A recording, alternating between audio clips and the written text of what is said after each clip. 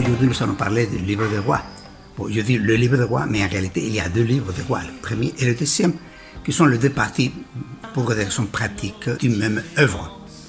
Le livre des rois, c'est la suite logique des deux livres de Samuel, et il continue l'histoire du point de vue chronologique au même point où les de Samuel avaient fini, avec le royaume de David. Le livre des rois commence donc avec la fin de David, le royaume de Salomon, particulièrement la construction du temple. Après cela, il y a son fils Roboam, qui ne va pas être trop intelligent, et il va provoquer la division du royaume en deux parties. Le royaume du Nord et le royaume du Sud. Le royaume du Nord sera gouverné par Jéroboam, il sera formé par 10 tribus. Il s'appellera le royaume d'Israël, et il aura comme capitale Samarie. Le royaume du Sud aura comme capitale Jérusalem. On va l'appeler le royaume de Juda parce que les deux tribus principales, les deux tribus qui restent sont Juda et Benjamin. Ce schisme se produit l'année 930-31. Alors, le royaume du Nord va durer encore 2 siècles et il sera finalement détruit par les Assyriens. La Samarie sera complètement anéantie et les 10 tribus vont disparaître jusqu'à aujourd'hui. On parle des tribus perdues d'Israël. Ce sont ces 10 tribus. Le royaume du Sud va durer encore un peu plus d'un siècle et demi. Et il finira aussi détruit par les Babyloniens l'année 586-87.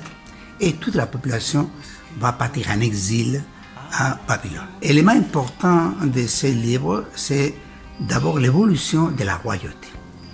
Le roi, avec David et Salomon, était le représentant de Dieu. C'était la personne la plus importante en Israël.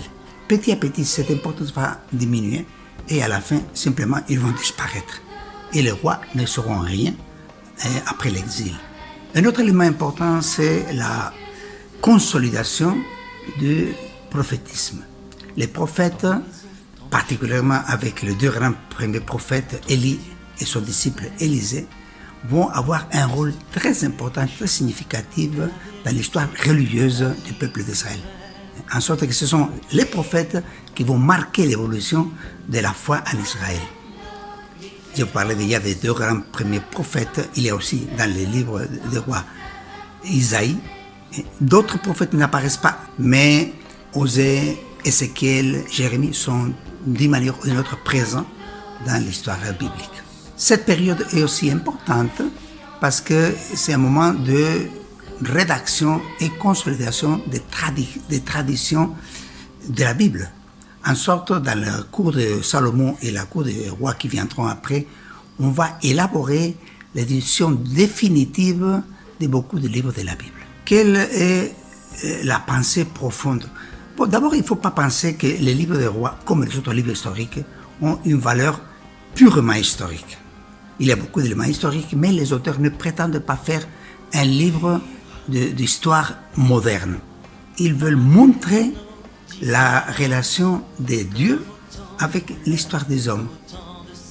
Ils veulent montrer comment désobéir au commandement de Dieu entraîne la destruction, entraîne le chaos.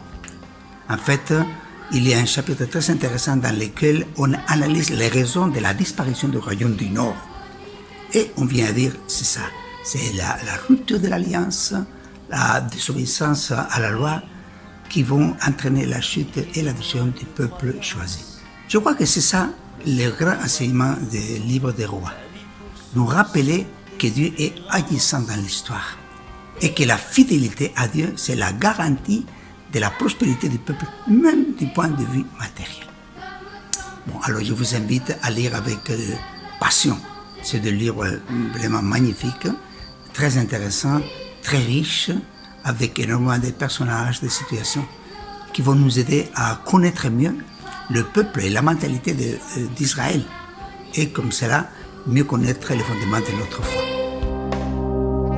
Nous sommes citoyens du monde et nous voulons notre planète en forme d'une table ronde où Dieu nous invite à la fête.